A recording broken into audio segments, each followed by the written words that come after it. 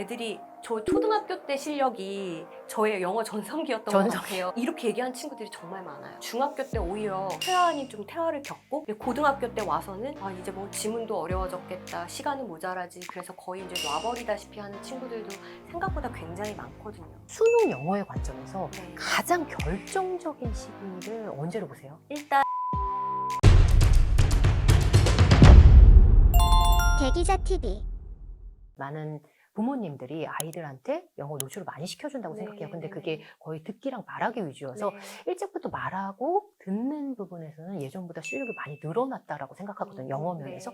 네. 읽기는 어떻게 체감하세요? 문해력 이야기를 많이 하는데 문해력의 부족은 어쨌든 이런 긴 호흡의 글을 읽어버릇하지 않는 데서 나오기 때문에 저는 사실은 독해 능력은 이전에 비해서 좀 많이 퇴보하지 않았나? 제일 큰 이유를 문해력으로 보세요. 네. 책을 읽지 않기 때문에. 네. 사실은 모든 공부가 결국은 텍스트로 쓰여져 있는 정보를 내가 처리해서 이걸 뭐 어떻게 잘 조작하고 네네. 소화해내는 건 거잖아요. 그러니까 당연히 이게 모든 공부의 기본이 될 수밖에 없다고 생각합니다. 최근에 시험에 뭐가 있었냐면 flexibility라고 해서 이제 유연성이라는 단어가 유연성. 있었어요. 근데 이제 그게 상황에 따라서 뭐 이렇게 저렇게 다르게 대처할 수 있기 때문에 아, 유연성이 중요하다. 뭐 이런 내용이었는데 답을 못 골랐더라고요. 그렇게 어려운 문제가 아닌데. 그래서 아니, 왜 이걸 답을 못 찾았어? 라고 물어봤더니 아이들의 머릿속의 유연성은 다리 180도 찍게 할 수 있어. 육체적 네, 유연성? 네. 네. 그래서 상황이 달라지면 다르게 대처할 수 있어도 유연성이라는 그게 안 되는 거예요. 근데 사실 이거를 학습의 영역으로 끌고 온다기보다는 충분히 자연스럽게 어렸을 때 책에 그렇죠, 노출되고 그렇죠, 하면서 할 수 그렇죠. 있는 건데 네네네. 이게 안 되고 이게 결국 공부의 영역으로 넘어오게 되면 다 외워야 되는 또 하나의 과제가 되는 거거든요. 그거야말로 네. 진짜 학습이 돼버리네요. 네네네. 자연스럽게 익혀야 되는 부분인데 네. 듣기나 말하기 부분은 어려움이 상대적으로 적고요. 사실 말하기는 직접적으로 평가하지 않기 때문에 네네. 그냥 이제 발음은 정말 많이 좋아진 건 사실이고요. 듣기도 생각보다 만점자가 그렇게까지 많진 않습니다. 생각을 해보면 네네. 발음 자체가 안 들려서 못 듣는 경우는 별로 없죠. 네. 이거는 과거에 비해서 아주 현격하게 비율이 떨어졌다고 볼 수 있는데 문제는 뭐냐면 어떤 한 문장이 내 머리에 들어와서 내가 아직 머릿속에서 정보 처리가 안 됐는데 다음 문장이 또 들어오는 거죠. 그러면 예, 예. 결국은 이게 섞여요. 쌓여서 예. 나 뭘 들었지? 이렇게 되는 거거든요. 듣기도 이제 뭐 문항의 유형에 따라 보시면 상당히 스크립트를 놓고 보면은 그 발화의 길이가 긴 것들이 많거든요.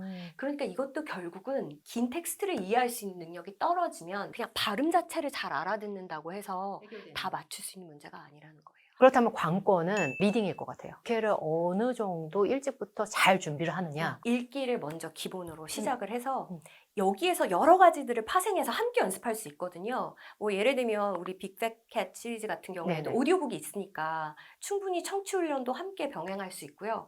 그리고 책을 다 읽고 난 다음에 뭐 동생이랑 엄마랑 서로 등장인물이 되어서 뭐 대사를 나눈다. 뭐 이러면 역할극이 될 수도 있는 거고 아니면 내가 주인공한테 편지를 써본다라고 하면 이게 쓰기가 될 수도 있는 그러네요. 거고요. 네네. 이거를 꼭 뭐 굳이 읽기는 이걸로만 연습해야 되고 말하기는 저걸로만 연습해야 되고 그렇게 생각할 필요 없는 것 같습니다. 그게 초중고 다요, 선생님. 제가 지금 말씀드린 거는 초등까지. 초등까지. 그 다음에 이제 중등의 고학년이 되면 아무래도 이제 시험 쪽에 맞춰서 준비를 할 수밖에 없으니까 그때는 그냥 읽기 쪽에 많이 치중이 될 수밖에 없겠죠. 그리고 고등은 진짜 네, 뭐 달려야 되는 입시니까요. 네. 수능 영어 대표 강사로 정말 유명하시잖아요.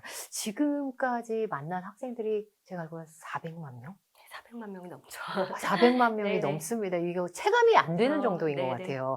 수많은 제자들을 보시면서 영어 1등급 받는 친구들의 공통점 혹시 생각해 본 적이 있으실까요? 일단은 읽기의 속도가 굉장히 좋아요. 이렇게 술술술술 읽어 내려가는 거예요. 중간에 혹시 조금 뭔가 이해가 안 되는 단어나 문장이 있더라도 거기에 너무 크게 구애받지 않고 쭉 빠른 속도로 읽어 나갈 수 있는 능력, 이런 능력이 정말 뛰어나고 그 다음에 또 하나는 맥락을 연결해서 이해하는 능력. 그러니까 단편적인 조각조각의 정보가 아니라 어쨌든 한 편의 글에 있으니까 얘네들이 다 서로 유기적으로 연결이 되겠지? 요거를 생각하면서 읽을 수 있는 능력이 이제 다른 친구들보다 탁월하다고 볼 수 있는데 사실은 이제 이 힘은 어렸을 때 얼마나 독서를 했느냐가 정말 큰 부분을 차지하고요. 이제 수험생이 되고 나서는 이제 와서 어린 시절에 못한 독서를 어떻게 할 수는 없으니 맞아요. 그러니까 이제 우리가 부차적인 방법으로 이것저것을 찾는 거죠. 아, 만약에 아직 시기가 또 있다. 결정적인 시기를 놓치지 않았다면 음. 그러면 전 당연히 지금 해야 될 유일한 공부는 원서 읽기, 독서량 늘리기라고 생각합니다. 그때 책 읽기는 한글 책도 포함일까요? 한글책이랑 네네네네네. 영어 원서 네, 읽기 둘 다 맞아요. 병행하면 좋을 것 같다. 네네네네. 선생님 현강도 하시나요? 네. 현강에서 나타나는 뭐 수업 때의 특징이나 뭐 쉬는 시간의 특징, 행동면에서 특징이 있어요, 선생님? 막 많이 표시하지 않아요. 이렇게 손을 놓고 그냥 이렇게 보이고 답만 체크하는 친구들 중에 보통 우리 1등급 친구들이 많죠. 근데 이제 네. 어떻게 생각하냐면 저렇게 아무것도 표기하지 않고 그냥 읽어야 잘하는 건가 보다. 그래서 나는 영어 잘 못하지만 나도 그냥 아무것도 필기하지 않고 표기하지 않고 나도 풀어봐야지. 근데 이거는 약간 앞뒤가 바뀐 것 같아요. 그 네. 친구는 이미 수많은 독서 훈련을 통해서 이제 완전히 자동화가 됐으니까 네네. 이제 이렇게 다 놓고 눈으로만 볼 수 있는 건 거고, 아직 그 중간 단계에 있는 친구가 마지막 결과물만 흉내내는 거는 아무래도 좀 무리가 있죠. 네. 그러면 수능 모의고사랑 이런 것도 독서하는 것처럼 하는 거네요? 네, 맞아요. 손 놓고? 네네네. 요즘에 수능 영어 역량 어떻게 출제되나요? 지난해 수능과 6월 최근에 모의평가 때 굉장히 어려웠죠. 네, 아직 1등급 비율이 얼마다라고 정확하게 통계가 나오진 않았지만 뭐 집계를 한 기관에 따라서는 1%대의 1등급 비율이 나올 수도 있다는 예측이 있을 정도로 이번에는 6월이요? 네, 이번은 정말 역대급 난이도였거든요. 네네. 일단은 선택지의 매력도가 작년부터 굉장히 많이 높아졌습니다. 기존에는 어떤 식으로 출제가 됐냐면요. 지문은 진짜 어려워요. 근데 관련되어 있는 선택지가 딱 하나밖에 안 보여요. 그래서 나는 내용은 한 반도 이해 못한 것 같은데 답은 신기하게 잘 찾네. 이제 이런 현상이 있었는데 작년부터 이제 소위 킬러 문항을 배제하고 뭐 대신에 변별력은 높인다. 이제 그렇게 되려면 당연히 매력적인 선택지가 많아질 수밖에 없잖아요. 그래서 이제 어떤 현상이 생겼냐면 지문을 읽을 때는 다 이해한 것 같아. 근데 막상 답을 체크하고 맞춰보니까 답은 틀렸어. 이제 이런 현상들이 나타나기 시작하는 거고, 이번 6월 모의평가가 어려웠다라고 하는 거는 지문도 상당히 추상적이고 어려운 지문이 많았습니다. 그런데 선택지의 매력도도 높아졌죠. 그럼 둘 다 높아진 둘 다 거네요. 상승했기 때문에 수험생의 입장에서는 시간도 절대적으로 부족했을 것이고, 그리고 품문항도 그나마 사실은 오답률이 꽤 높았을 거다라고 볼 수 있습니다. 읽는 속도도 버벅이면서 멈칫멈칫하는 순간이 많았다는 거네요. 네, 왜냐하면 우리 이제 수험생들이 보통 이거는 그냥 맞추고 가는 부분이야라는 네네네. 소위 말하는 그 대입학 영역이라는 부분이 있어요. 뭐 예를 들면 요지라던가 주장이라던가 제목이라던가 주제라던가 뭐 이런 쉬운 유형인데, 이런 유형들조차도 선택지의 난이도가 높아지다 보니까 그냥 대충 이해한 걸로는 답이 안 나오는 거예요. 그래서 읽고 또 읽고 선택지를 보고 고민하다 보니까 이 부분을 틀리기까지는 아닌데, 근데 여기서 시간을 생각보다 너무 많이 소모한 거죠. 근데 아이러니하게도 뭐 선생님이 너무 잘 아시겠지만 요즘에 진짜 일찍부터 영어를 공부를 하잖아요. 네. 이렇게 투자를 인풋을 엄청나게 함에도 불구하고 수능 영어에서 고득점을 받는 친구들이 마치 상대평가 그때랑 비슷한 정도의 지금 상황이 나오는 거는 어떤 면 때문일까요? 놀랍게도 학습량이 굉장히 부족해요. 그래서 학습량이요? 영어 유치원부터 내가 네네. 얘를 학원을 얼마나 보냈는데 영어 학습량이 부족하다니 뭔 말이십니까? 이렇게 생각하실 수도 있는데요. 사실 어렸을 때 하는 공부랑 이 수능에 대비해서 하는 공부는 결이 상당히 다른데, 문제는 뭐냐면 너무 일찍 놔버려요. 네, 그리고 고등학교에 진학해서는 거의 고3이 될 때까지 그냥 영어는 일단은 제쳐두고 네네. 수학 위주로 하자. 이제 어. 이렇게 많이 생각을 하는데, 문제는 시험 자체 난이도는 떨어지지 않았단 말이에요. 일단은 성적이 원하는 대로 안 나오는 경향이 있습니다. 그래서 제가 이제 드리고 싶은 말씀은 영어에 뭐 많은 시간을 투자해라 이건 아니지만, 일단 이 잘못되는 현상이 언제부터 나타나냐면 중학교에 진학을 하면서 내신 위주의 공부로 가요.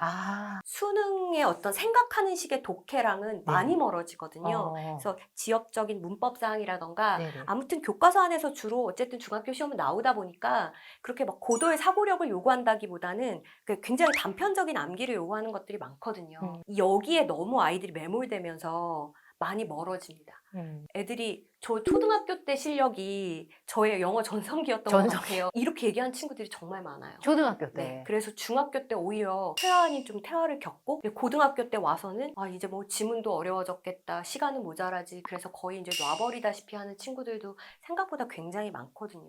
선생님 보셨을 때 수능 영어의 관점에서 네. 가장 결정적인 시기를 언제로 보세요? 일단 중3. 중3. 네. 근데 이제 중3 겨울방학 때 시작하면 늦어요. 그때 중3. 해야 될 게 너무 많잖아요. 네네네. 네. 그래서 중3 시작하면서부터는 네. 이제 수능 쪽으로. 네, 수능 쪽으로 좀 치중해서 네네. 공부를 시작해야 어, 되고, 어. 설사 이 아이가 아무런 베이스가 없다, 그래서 음. 중학교 완전 기초부터 시작해야 된다라고 해도 중3 때만 시작하면 하나도 늦지 않습니다. 수능 영어랑 내신 영어는 정말 다른가요? 사실 많이 달라요. 많이 네, 다르죠. 다를 수밖에 없는 게 네. 어쨌든 수능 영어의 핵심은 낙선 테스트를 보고 음. 얼마나 이해할 수 있느냐고요. 당연히 내신은 이미 다 알려진 지문에서 네네. 변별을 하기 위해서 출제를 하는 거기 때문에 네네. 일단 성격 자체가 다를 수밖에 없고요. 네네. 당연히 공부의 방향도 다를 수밖에 없습니다. 그러니까요. 그 네네. 학교에서 내신 시험은 그냥 그 지문을 네, 누가 더 잘 외우면 네. 아느냐, 외우느냐에 따라서 평가를 받는 부분들이 상당하다 보니까 네네. 그때부터 중학교 때 점점 더 읽는 거에 네, 맞아요. 등한시하는 것 같아요. 네네. 약간 이 디지털화라고 하잖아요. 이 특징 중에 하나가 파편화인 것 같아요. 그러니까 정보가 그냥 조각 있는 거죠. 정보는 정말 많은데 이 정보들은 다 조각조각 존재를 하는 거예요. 그래서 우리 친구들이 정말 약한 게 뭐냐면 문장 단위 해석은 잘해요. 네. 잘하는데 이게 앞에 문장이랑 뒤에 문장이랑 분명히 관련이 있을 텐데 네. 이게 무슨 관련이 있지를 찾지 못하는 거예요. 그럼 한 줄 한 네. 줄씩은 그래도 좀 읽는데 네. 이거를 몇 줄 이상으로 묶어놨었을 때는 이해를 못한다고요? 네, 이게 유기적으로 연결시켜서 이해하는 능력이 네네. 굉장히 떨어지고, 네. 사실은 제가 이제 뭐 한 줄 단위에서는 잘 해석할 수 있다라고 했는데 그 해석도 자세히 들여다보면 약간 번역기 같은 해석이에요. 그래서 분명히 이거를 아마 파파고에 넣고 돌렸으면 이렇게 나왔을 거야 할 법한 해석을 하는 거죠. 그냥 말 그대로 전환만 하는 겁니다. 아. 약간 카드 뒤집기라고 생각하시면 돼요. 네. 앞면에 영어가 써 있고 뒷면에 한글이 써 있으면 얘는 그냥 뒤집어서 이걸 이걸 바꾸는 건 할 수 있는 거예요. 네네네. 예를 들면 이번 6월 모의평가에 네네. context depending이라고 해서 이제 상황 의존적이다라는 표현이 나왔거든요. 그러면 이게 무슨 뜻이야? 라고 물어보면 상황에 의존한다고요. 근데 그렇게. 그게 무슨 뜻인지는 더 이상 이야기하지 못해요. 상황에 의존적이라고요. 네네. 그래서 뭐조차 안 되냐면 네네. 상황에 의존적이면 예. 상황이 달라지면 그때마다 달라지겠지? 어. 거기까지도 누군가가 끌어줘야 아 라고 이해를 하지 네네. 자기 혼자서는 그 정도의 내용을 이해하기가 힘든 거예요. 수능 지문은 점점 어려워지는데 네. 이거를 암기로 해결할 수도 없고. 암기로 해결은 네. 불가능하겠죠. 네네네네. 그럼 이 부분을 좀 자각하려면 중학교 때요. 영어 원서 읽기든 아니면 수능 지문이든 좀 노출해서 내가 제대로 이해하고 있는지를 좀 파악하는 시기가 좀 필요할까요? 일단 이 무조건 수능 지문에 일찍 노출을 시키면 이걸 네. 마스터할 수 있을 거라고 생각을 하고 네네. 뭐 우리 애가 중3인데 뭐 고2 문제를 풀어봤더니 몇 등급이 나왔습니다. 맞아요. 뭐 아, 그런 요즘에 많이 이야기를 정말 하시는데. 많이 하시는데요. 네. 이제 문제는 이 출제 방식의 어떤 문제이기도 한데 영어는 집필을 하지 않습니다. 그냥 원서를 가져다 놓고 한 단락을 발췌하는 형식으로 출제를 해요. 네네. 그러다 보니까 고도의 추론 능력을 요구할 수밖에 없어요. 왜냐하면 앞뒤에 무슨 말이 왔었는지 전혀 모른 모르는 채 상황에서. 중간 한 단락을 갑자기 덜렁 던져놓고 네네. 심지어 거기에 빈칸을 뚫어놓거나 네. 순서를 찾으라고 하니까 거의 굉장한 추론 능력을 요구하거든요. 이거를 그냥 어린애가 영어를 잘한다고 해서 획득할 수 있는 능력이 아니라는 거예요. 그래서 그냥 얘가 최대한 그 사고력을 갖춘 나이가 됐을 때 편하게 영어를 공부할 수 있게 기반을 다져주는 건 당연히 중요하지만 네. 이거를 초등학교 때 끝낼 수 있는 게 아니다. 만약에 그 정도의 어떤 이 정도의 고도의 추상적 내용과 네. 이런 거를 다 소화할 수 있는 초등학생이라면 아마 어머니가 뭐 걱정하실 필요가 없을 정도이니까요. 근데 요즘에 진짜 초등학교 6학년, 중학교 때 고 1, 2, 3 모의평가를 풀리게 한 다음에 맞춰서 2등급 나왔나 3등급 나왔나로 평가를 하시잖아요. 그런 방법의 폐해가 뭐냐면 어쨌든 짧은 시간 안에 문제를 푸는 것만 계속 연습을 하는 거잖아요. 그거를 할 수 있는 시기는 충분해요. 보통 이제 수험생들이 막달이 되면 한 주에 한 3회분 정도는 충분히 모의고사를 풀 수 있습니다. 네네. 그러면 한 달만 돼도 벌써 12회죠. 음. 두 달만 해도 24회입니다. 네네. 그러니까 저는 문제풀이의 양이 부족해서 끝까지 1등급이 안 나왔다는 정말 아니라고 생각하고요. 만약에 그게 진실이라면 N수생들은 무조건 1등급이 나와야 되겠죠. 그게 아니란 말입니다. 그러니까 일찍부터 얘한테 빨리 시간 안에 이거 해서 너 몇 등급이야를 물어보면 얘는 점점 더 생각을 안 하겠죠. 그냥 빨리 시간에 쫓기면서 어쨌든 다 비슷한 것들을 지문에서 단서만 찾아서 네네. 그냥 아이들이 뭐 이런 걸 이렇게 눈으로 맞춘다고 이야기하던데 그런 식의 답찾기 스킬만 익히게 되는 거니까 네. 그건 오히려 독이죠. 제가 알기로는 선생님 기출도 좀 천천히 보는 게 더 낫겠다라고 말씀해 주신 걸로 알고 네네네네네. 있어요. 그리고 이제 문제는 기출문항은 문항수가 한정적이잖아요. 이걸 막 중학교 때부터 풀려놓으면 나중에 진짜 딱 준비가 돼서 아 내가 이제 진짜 좋은 문제로 한번 테스트를 해보고 싶어 라고 해도 답만 희한하게 다 기억나요. 네.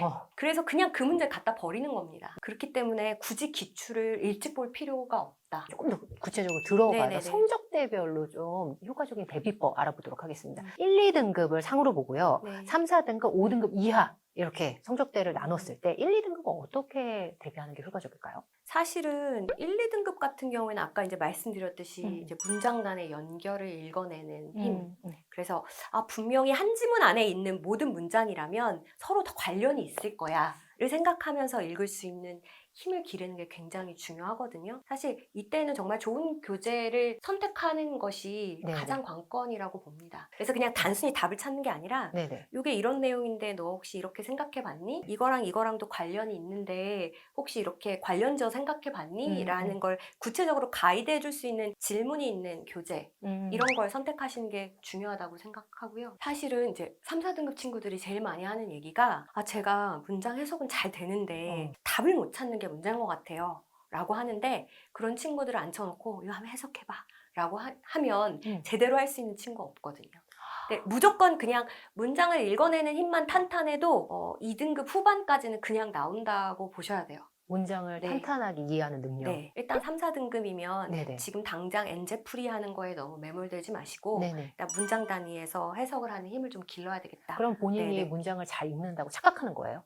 그쵸. 아까 제가 말씀드렸듯이 맥락 의존적이라고요. 네네. 네. 뭔지 모르거든요. 네네. 네. 그러면 당연히 말 바꿔서 다른 문제로 내면 틀릴 수밖에 없겠죠. 5등급 이하라면요? 5등급 이하 친구들은 사실은 중학 전 과정을 한번 싹 처음부터 시작할 필요가 있습니다. 3년 동안 못했는데 이거를 언제 지금 다 하나라고 생각할 네. 수 있는데 사실은 수능이랑 딱 맞닿아 있는 기본 과정만 하면 한 2달이면 다 공부할 수 있거든요. 그러니까는 이게 처음으로 내려가서 다시 시작하는 거에 너무 좀 겁을 내거나 아니면 나 이거 창피한데 라고 생각하지 마시고 네, 반드시 중학과정부터 먼저 제대로 끝내셨으면 좋겠어요. 사실 영어는 딱 단계가 나누어져 있는 게 아니잖아요. 그렇죠, 맞아요. 네네. 그래서 가장 기본적인 게 결국 아 영어에서는 이런 뜻을 전달하기 위해서 단어를 이런 방식으로 배열하네. 결국 그 배열의 원리를 익히는 거를 그냥 편의상 중학과정이라고 이야기하는 것 뿐이거든요. 일단 이게 안 되어 있으면 그 어떤 공부도 어차피 할 수 없어요. 영어는 사실 10년 넘게 공부해도 네. 영어에서 자유로운 사람이 없는 것 같아요. 정말 네. 평생의 짐인 것 맞아요. 같고 평생의 과제인 것 같습니다. 그래서 제가 알기로 이 빅패켓 책도 10년 넘게 영어를 공부함에도 불구하고 영어를 어려워하는 사람들이 너무 많은 것을 보고서 저자가 책을 쓴 걸로 알고 있거든요. 네네. 영어 때문에 힘들어하는 이 땅에 많은 초중고 학생들을 위한 그리고 덧붙인다면 학부모님들을 위한 조언 좀 부탁드립니다.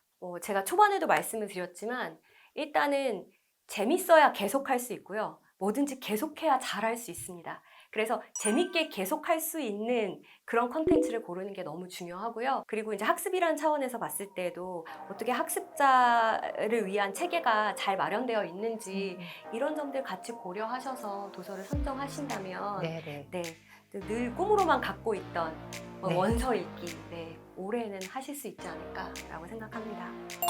대기자 TV